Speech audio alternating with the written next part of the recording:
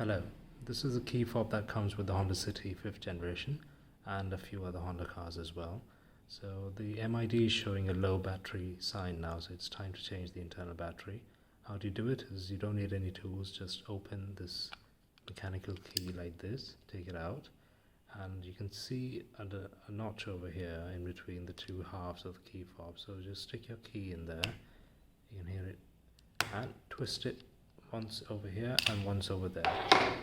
So you can see now it opens up. There's two halves, and then you just take out the transmitter module. Over here you can see the key has a battery called CR-2032.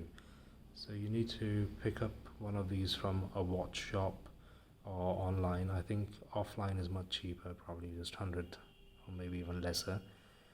And you then take it out by just getting your nail into the grab there. Pick up a new battery. So this is a new battery that I bought for 80 rupees in a watch shop. Just stick it in there. Remember the plus comes on the top. Take this, whack it in again, and close the key fob. You'll hear a few clicks when you press it back in. It's not difficult, you can do it at home. And just put this key back in, and you can see that it's working. The lights come up there.